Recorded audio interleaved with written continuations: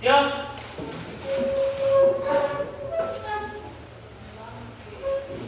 Memberi salam. Selamat pagi, Bu. Silakan duduk. Terima kasih. Selamat pagi semua. Baik.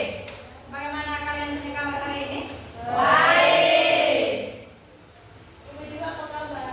Ya, puji Tuhan hari ini Ibu masih tetap dalam keadaan sehat.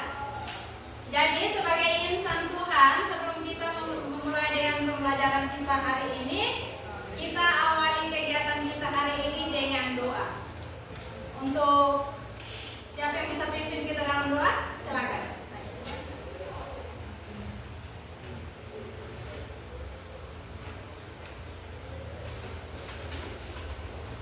Untuk seluruhnya siap gerak. Sikap berdoa gerak. Saudara dan teman-teman, marilah kita berdoa dalam nama Bapa dan Putra dan Roh Kudus. Amin. Ya Tuhan, puji dan syukur karena kehadiran-Mu, karena begitu besar cinta dan kasih sejati yang kasih kepada kami. Ya Tuhan, pada pagi hari ini kami menjalankan kegiatan kami dengan nilai kami sampai di dunia yang kami selesai. Ya Tuhan, ini doa dan permohonan kami yang kami sampaikan dalam nama Kristus Tuhan kami. Amin. Dalam nama Bapa dan Putra dan Roh Kudus. Amin. Silakan duduk. Terima kasih, Bu. Ya baik. Hari ini ada yang tidak hadir. Ada Siapa? Betri, Roy, Alasannya apa? sakit gigi. Oke, biar lebih jelas, Ibu cek kalian punya kehadiran melalui absen. Ya.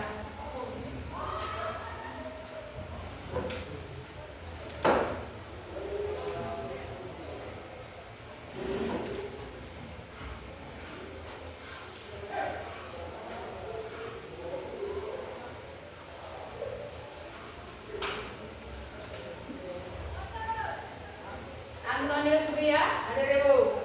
ya. Apriano Seranato, Ada Ibu. hadir. Arkadius Bria, Apa? oke. Elviana Abu, Hadir, Bu. hadir. Valerianus Igoartian, Ada Ibu. hadir. Febriana Boar, Hadir, Ibu. Gregorius Nenote, Ada Ibu. hadir. Devrianus Berek, Ada Ibu.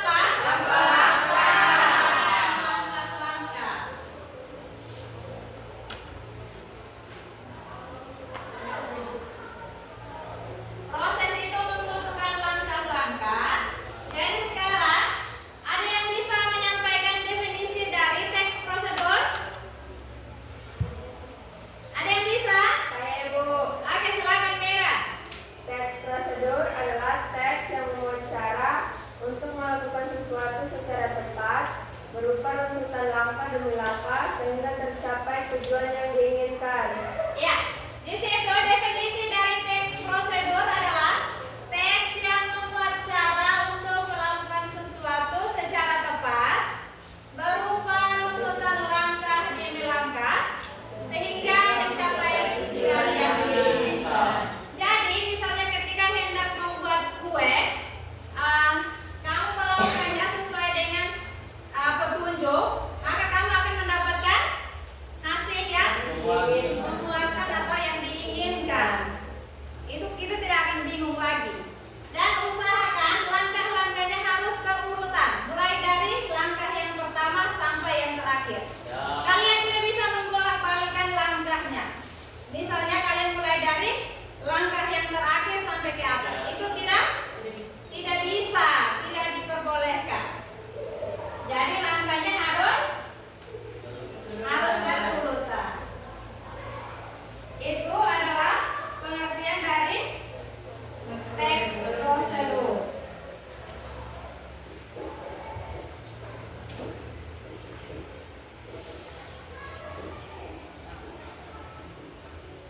Yang kedua, kita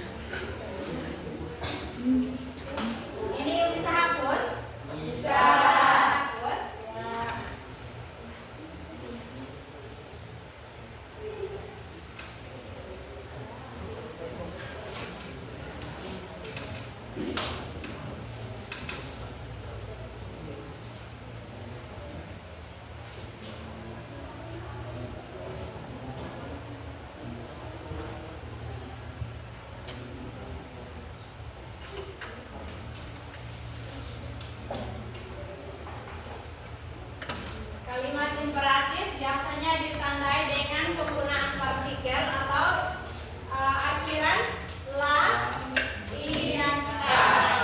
Misalnya begini. Ini bentuk dasarnya partikel atau imbuhan akhiran itu, dan ini bentuk katanya. Misalnya untuk bentuk dasarnya ibu ambil kata perhati. Ada partikel atau imbuhan kan. Bentuk katanya jadi apa? Perhatikan. Katanya perhatikan. Dari kalian ada yang bisa buatkan kalimatnya? Ada yang bisa buatkan kalimatnya? Dengan menggunakan kata perhatikan. Merah. Bisa? Kalimatnya sudah ada katanya di sini. Sekarang kalian bentuk kalimatnya dengan menggunakan kata perhatikan. Ya, Nur ya? Merah.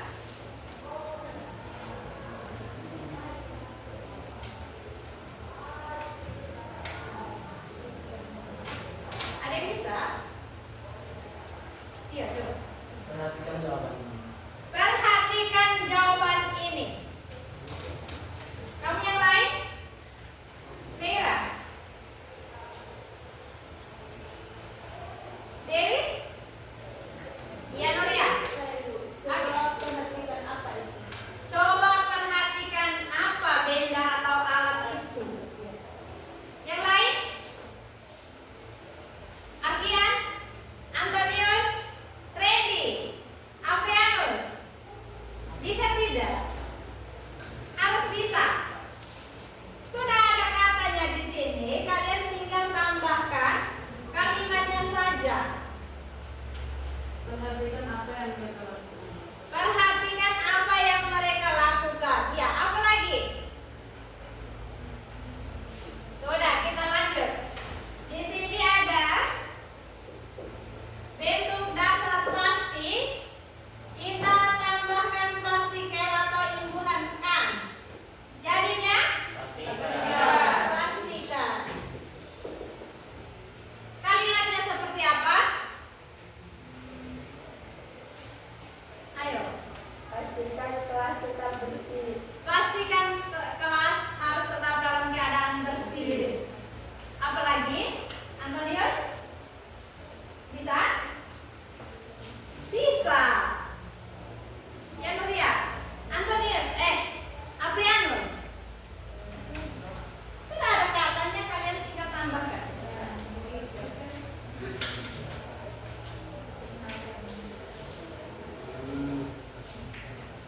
Ayo. Pastikan buang sampah pada tempatnya. Pastikan harus tetap membuang sampah pada tempatnya. Begitu, kalimatnya seperti itu kan? Ya. Ada yang lain lagi? Dia? Pastikan pandanganmu ke depan. Pastikan pandanganmu harus selalu ke depan. Bisa? Kalian sebenarnya bisa, hanya malu untuk menyampaikan. Malu? Ada lagi kata yang menggunakan imbuhan i. Apa? Bentuk dasar hindar. Kita tambahkan partikel i. Jadinya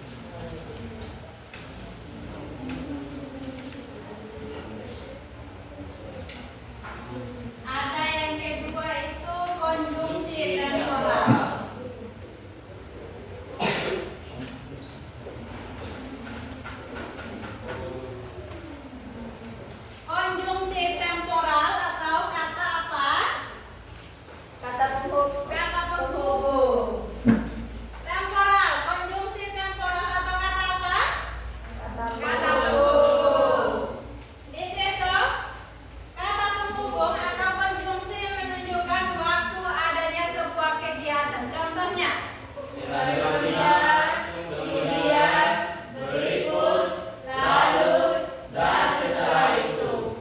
Kalimatnya bisa? Bisa. Betul? Betul. Ada contoh konjungsi selanjutnya. Ada yang bisa pasang kalimatnya dengan menggunakan kata ini? Untuk prosedur, untuk langkah-langkahnya, pasti kalian selalu menggunakan kata selanjutnya, kemudian, berikut, lalu, dan setelah itu. Nanti saat presentasi usahakan untuk selalu menggunakan beberapa contoh kayak kata penghubung ini. Iya. Kaidah bahasa yang ketiga apa? Terdapat bilangan sebagai penanda urutan. Terdapat bilangan sebagai penanda urutan. Bilangan digunakan sebagai, bisa baca? Bisa. Sama-sama? Bilangan digunakan sebagai penanda urutan sebab teks prosedur pada dasarnya berisi tahapan atau langkah untuk menyusun suatu secara berurutan. Ya. Ibu sudah bilang namanya prosedur itu memerlukan beberapa langkah. Langkah itu harus kalian jadikan sebagai panutan untuk kalian bisa membuat prosedur itu secara berurutan. Langkah terdapat bilangan sebagai penanda urutan. Sebab teks prosedur pada dasarnya berisi tahapan atau langkah untuk melakukan sesuatu secara berurutan. Karena prosedur itu memerlukan beberapa langkah, jadi kalian harus berikan apa? Penanda atau penomoran secara berurutan. 1, 2, 3, bukan 1, 5, 6, 1, 2. Yang keempat apa?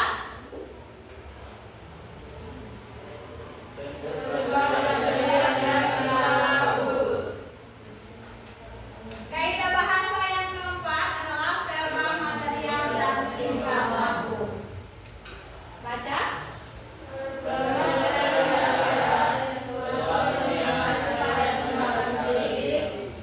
Contohnya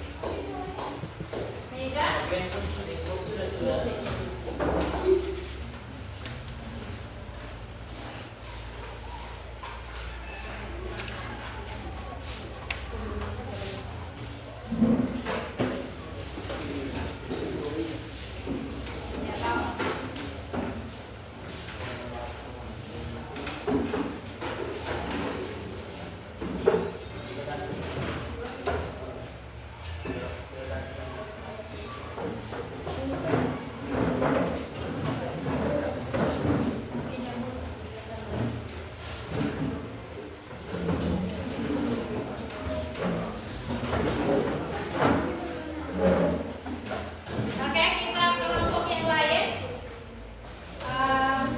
Diharapkan untuk tenang supaya bisa mendengarkan mereka punya hasil presentasi dan kalian bisa memberikan pertanyaan.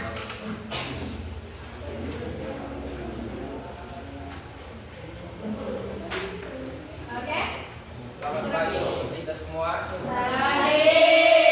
Kami dari kelompok 1 akan mempresentasikan hasil diskusi kami tentang nasi goreng. Para pemateri saya persilakan. Terima kasih moderator atas waktu dan kesempatan yang sudah diberikan kepada saya.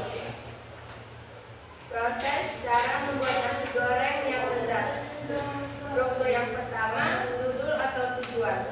Nasi goreng adalah salah satu makanan favorit dari semua kalangan, mulai dari anak kecil hingga orang dewasa. Nasi goreng juga bisa menjadi salah satu hidangan terbaik untuk disantap bersama keluarga di rumah. Selain memiliki rasa yang lezat, nasi goreng juga tentunya sehat karena mengandung beragam nutrisi dari bahan utama bumbu dan bahan pelengkapnya mulai dari telur, sayur, hingga daging. Nasi goreng sering dianggap sebagai sumber makanan yang tinggi kalori dan kolesterol.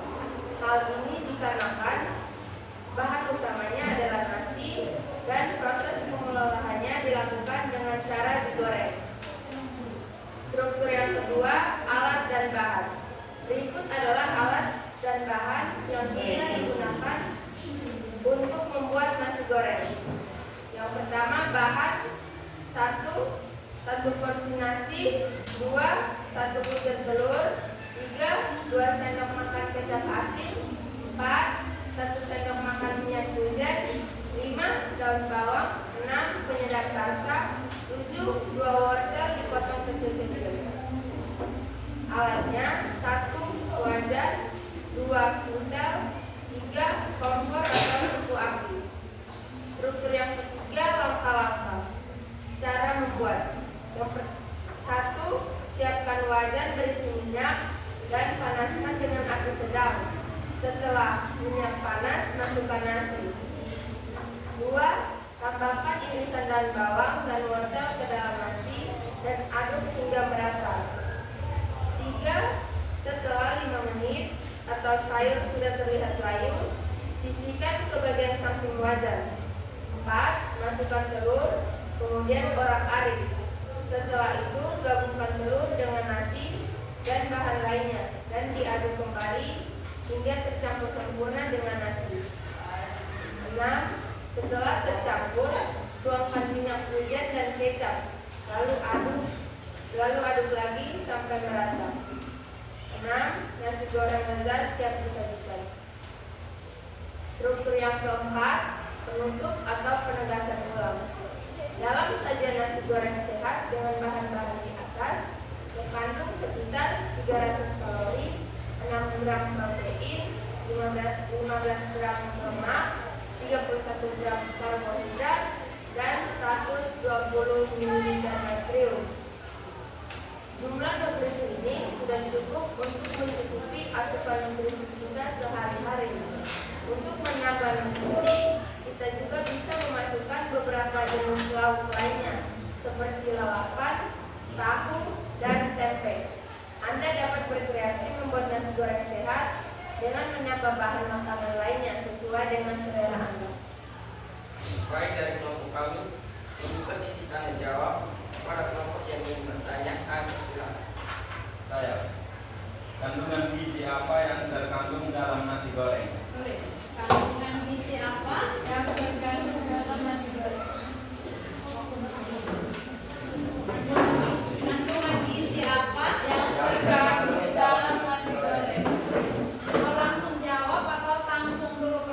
Oke.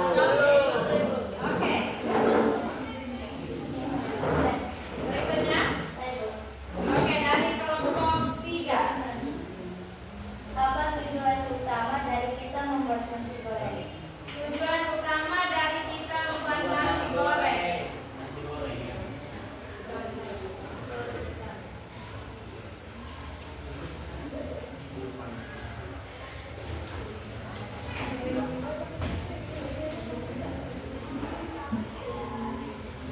Diskusi dan temukan jawabannya.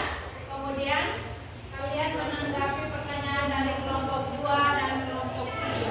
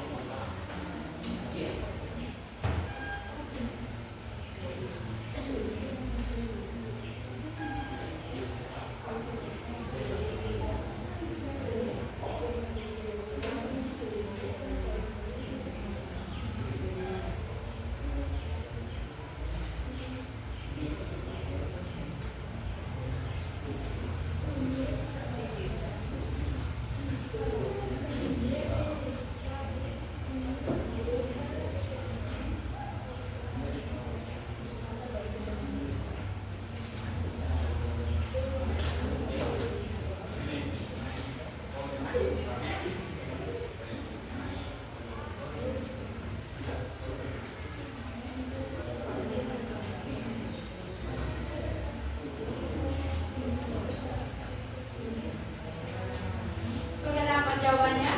Masih cari. Oke, silakan.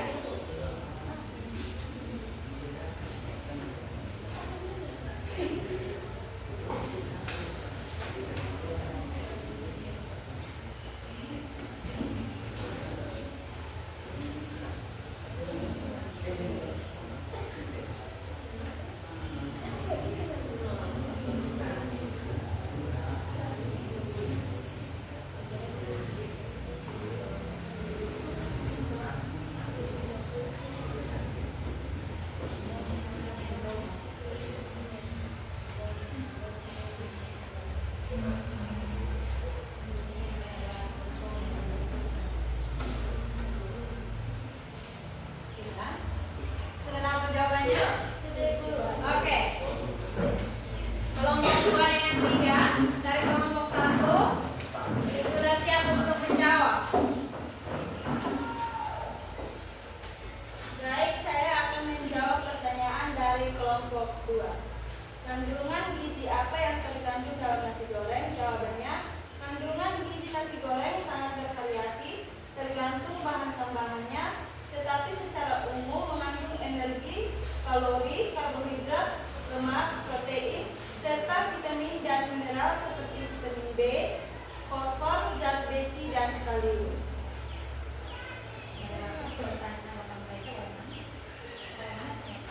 Pertanyaan dari kami pasal 3.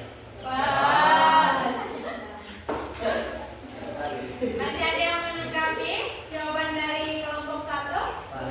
Nah, oke, silakan. Oke, saya akan menjawab pertanyaan dari kelompok 3. Apa tujuan utama dari kita membuat nasi goreng? Jawabannya, ini merupakan cara praktis untuk menghindari pemborosan makanan sekaligus menciptakan hidangan baru yang legal. Banyak orang menjadikan nasi goreng sebagai pilihan ideal karena cara penyajiannya yang tepat. Bagaimana?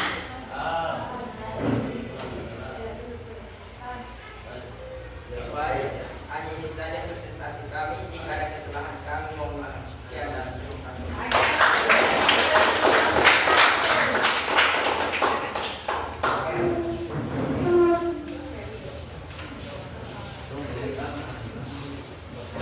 Ayo dari kelompok 2, silakan maju. Oh, ternyata hanya 1 orang.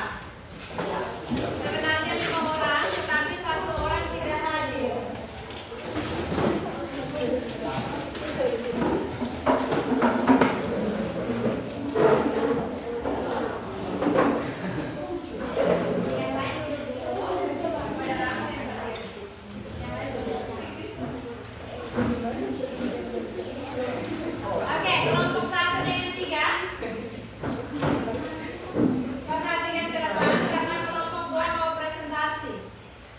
Silakan. Selamat pagi untuk kita semua. Baik.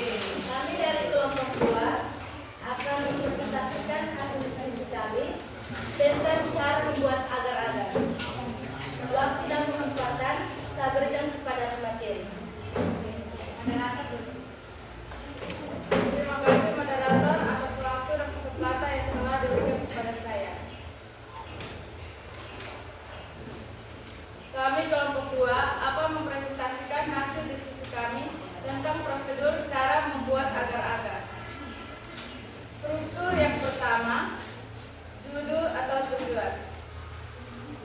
Agar-agar merupakan bahan makanan yang populer yang menjadi salah satu komponen penting dalam kuliner Indonesia. Bila dimasak, bahan ini tidak memiliki rasa, warna, dan bau, serta bebas kalori. Makanya, agar-agar dinilai sangat fleksibel dalam hal dunia makanan. Kamu bisa membuat aneka kreasi agar-agar dengan tampilan yang menarik, meriah, dan juga lezat. Struktur yang kedua, alat dan bahan yang digunakan. Alatnya, panci, pengaduk, kompor, tempat puding atau cetakan. Bahannya, bubuk agar-agar, air, gula merah, daun pandan, garam, dan santan kental. Struktur yang ketiga, langkah-langkah. Rebus. Yang pertama, rebus air dan gula merah sampai larut, kemudian saring. Yang kedua, dalam satu panci, jadikan air, gula merah, bubuk agar-agar, santan kental, daun pandan, dan garam, kemudian masak sampai mendidih. Yang ketiga, matikan kompor dan diamkan agar-agar sampai uapnya menghilang. Yang keempat, bila sudah, tuangkan agar-agar ke dalam cetakan. Yang kelima, tunggu sampai agar-agarnya dingin, lalu keluarkan agar-agar dari cetakan, kemudian potong-potong atau masukkan ke lemari pendingin agar lebih nikmat. Struktur yang keempat, penutup atau penegasan ulang. Proses membuat agar-agar ini menghasilkan makanan ringan, bertekstur kenyal, dan lembut, yang populer di kalangan orang banyak, khususnya anak-anak, dan dapat disajikan setelah didinginkan. Setelah mengikuti langkah-langkah di atas, Anda dapat dengan mudah membuat agar-agar yang lembut, kenyal, menyegarkan, dan cocok untuk dinikmati sebagai hidangan penutup atau cemilan. Baik, kami akan membuka sesi tanya jawab. Apakah kelompok yang lain ada pertanyaan? Setiap kelompok berhak memberikan satu pertanyaan. Silakan. Apa tujuan utama membuat agar-agar? Apa tujuan utama membuat agar-agar? Tujuan utama membuat agar-agar.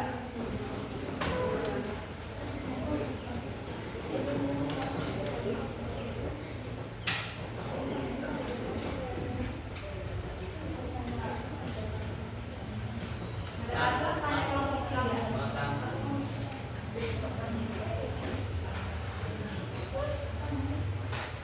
Ada program dari kelompok 3. Menurut saudara-saudari mengatakan bahwa agar-agar merupakan makanan yang sehat, namun yang namanya makanan sehat tadi tentu saja ada efek sampingnya. Yang menjadi pertanyaan kelompok kami, apa efek samping yang kita dapat jika kita terlalu banyak mengonsumsi agar-agar? Efek samping dari seseorang ketika terlalu banyak mengonsumsi agar-agar.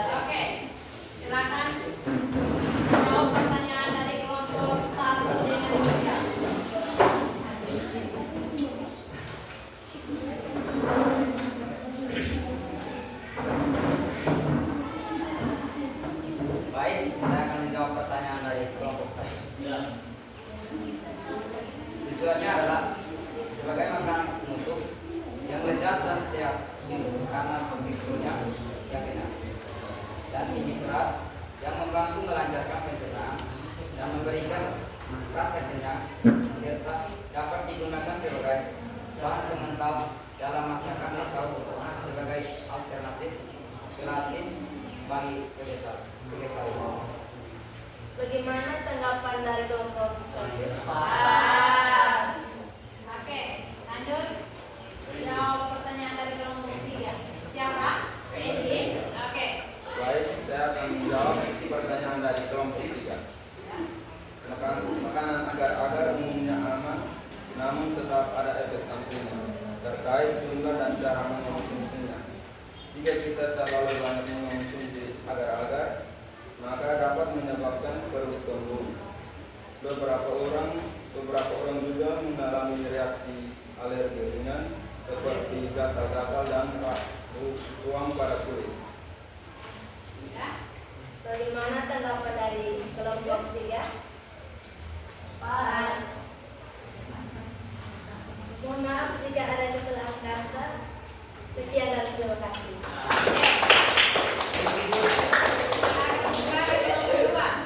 Kelompok yang terakhir. Silakan maju.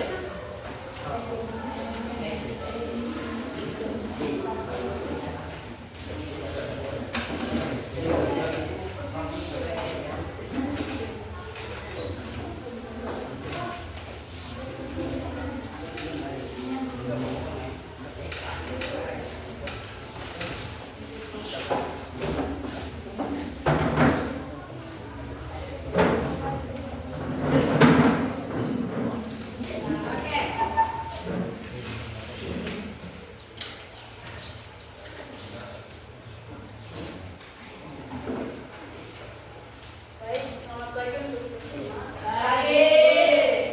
Kami dari kelompok 3 akan mempresentasikan hasil diskusi kami tentang prosedur cara menyampung buku. 40 materi saya menyampaikan pada kesempatan.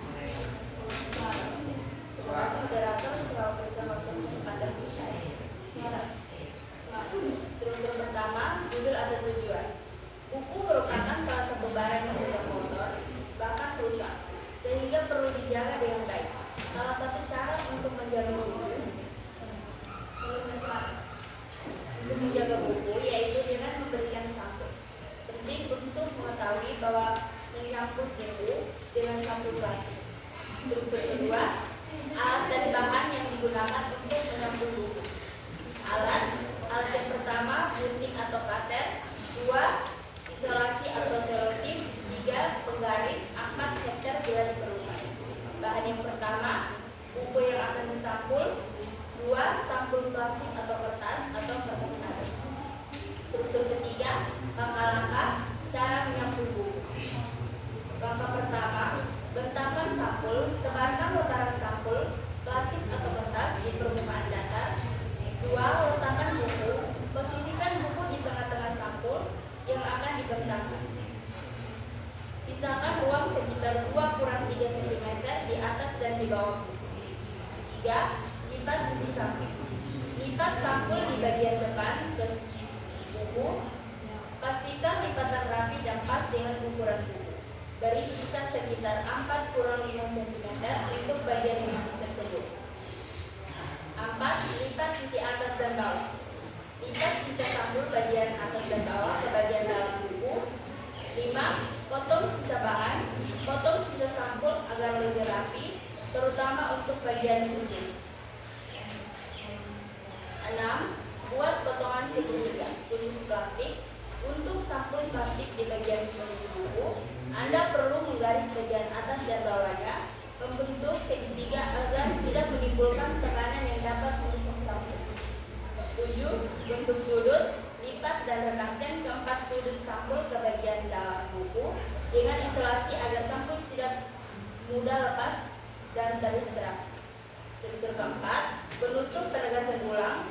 Dengan menyampul buku secara rapi menggunakan plastik, buku Anda akan lebih awet, terlindungi dari kotoran, dan sampulnya tidak mudah rusak atau terkipas. Dari kelompok kami membuka sesi tanya jawab. Apakah dari kelompok lain ada yang mau bertanya? Kami persilakan. Setiap kelompok berhak bertanya saat bertanya. Silakan. Dari Mira, Apakah dengan menyampul buku sudah menjamin sebuah buku tidak akan rusak? apakah dengan menyampul buku sudah menjamin buku tersebut tidak akan rusak?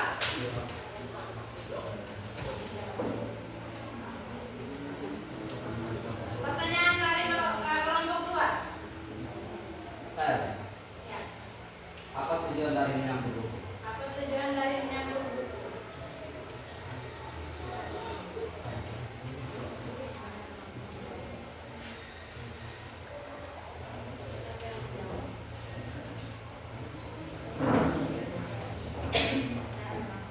Baik, saya akan langsung menjawab pertanyaan dari kelompok 1. Jawabannya, menyampul buku tidak sepenuhnya menjamin buku tidak akan rusak, tetapi dengan menyampul buku sangat mengurangi risiko kerusakan seperti sobek, terkelupas, kotor dan lembab sehingga perputaran dan siap pakainya. Baik, saya akan menjawab pertanyaan dari kelompok 2 tentang apa tujuan dari menyampul buku. Tujuannya untuk melindungi lembaran kertas di dalamnya dari kerusakan fisik serta berfungsi sebagai alat pemasaran dan penjualan yang menarik perhatian pembaca, membangkitkan minat dan meyakinkan pembeli. Baik, apakah tanggapan dari kelompok 1? Pas. Dari kelompok 2? Pas. Baik, hanya ini saja hasil presentasi dari kelompok kami. Jika ada kesalahan kata, kami mohon maaf. Sekian dan terima kasih.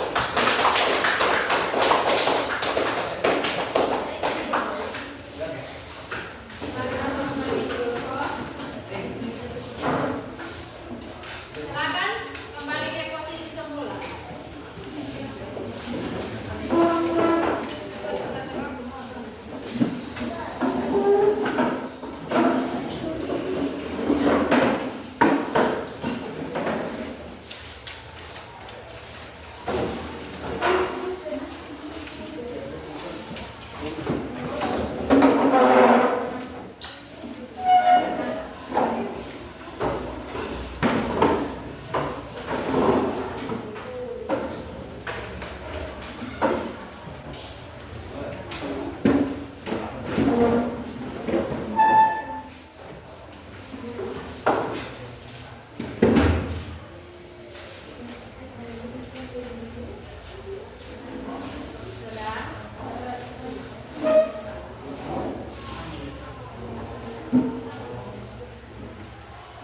Baik, terima kasih banyak untuk ketiga kelompok yang sudah mempresentasikan hasil diskusinya dengan sangat baik. Kita beri tepuk tangan untuk Oke, sebagai penguat dari presentasi yang kalian lakukan, Ibu merasa kalian sudah cukup memahami tentang materi yang tadi sudah Ibu sampaikan. Semoga kedepannya kalian selalu mempraktekkan prosedur ini di kehidupan kita atau kehidupan kalian sehari-harinya supaya kalian jangan bingung lagi. Bisa tidak? Bisa.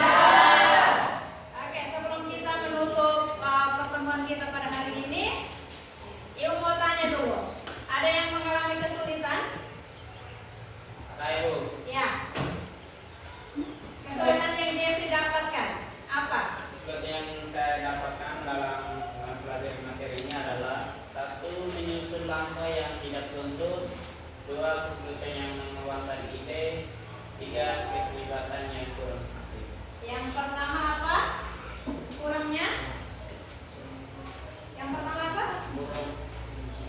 Penyusunan langkah yang tidak tuntut. Penyusunan langkah yang tidak berurutan. Yang kedua, Kesulitan yang mengembangkan ide. kesulitan Mengembangkan ide. kesulitan untuk mengembangkan ide.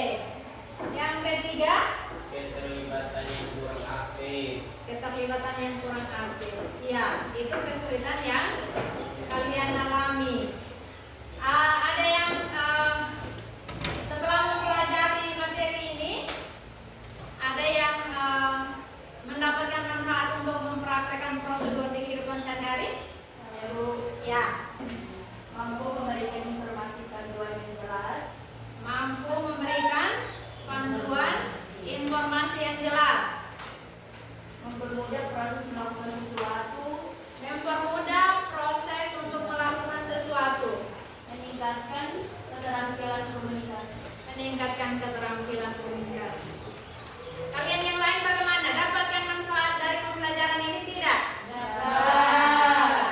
Semoga jangan ada yang salah lagi ketika mau mengerjakan sesuatu atau mau menggunakan alat elektronik di rumah. Dari pembelajaran kita hari ini, Ibu mengambil kesimpulan dari yang pertama itu pengertian teks prosedur adalah teks yang berisi cara untuk melakukan sesuatu secara tepat berupa runtutan langkah demi langkah. Kesimpulan dari tujuan teks prosedur itu memberikan petunjuk atau arahan dalam membuat atau melakukan suatu aktivitas. Terus menjelaskan cara menggunakan suatu alat atau benda. Dan yang ketiga itu mengurangi kebingungan atau kesalahan dengan memberikan arahan yang konkret. Terus serta menggunakan struktur yang jelas. Ada berapa struktur? Ada 4. Struktur yang pertama itu struktur yang kedua yang ketiga langkah-langkah, dan yang keempat iya. Dan untuk memastikan pembaca dapat memahaminya dengan mudah dan benar, itu terdapat pada kaidah bahasa teks prosedur. Sekian pertemuan kita untuk hari ini. Untuk pertemuan minggu depan kita akan belajar tentang menyimak dan membandingkan struktur teks prosedur dengan teks persuasi dan teks argumentasi. Materi minggu depan ini catat untuk kalian ingat. Menyimak dan membandingkan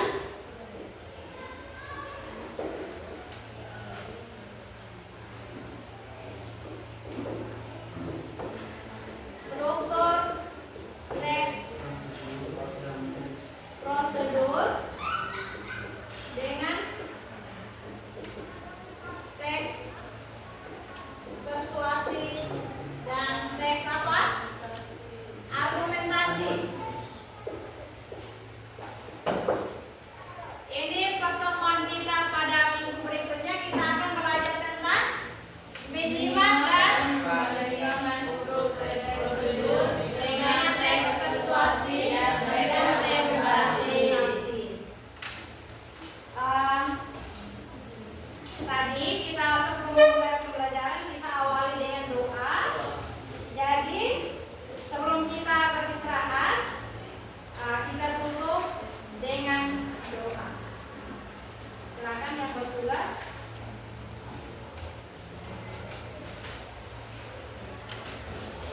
Siap-siap.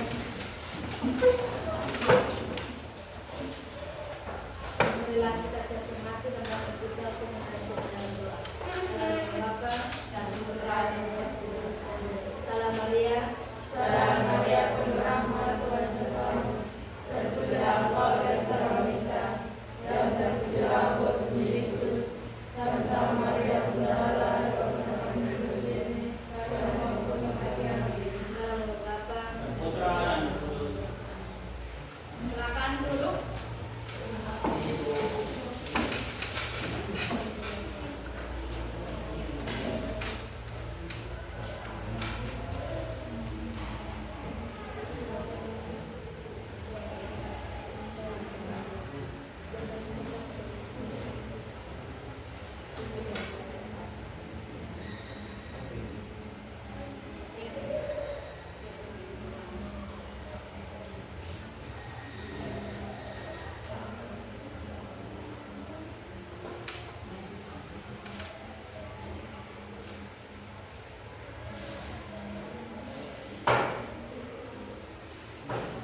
Siap. Memberi salam.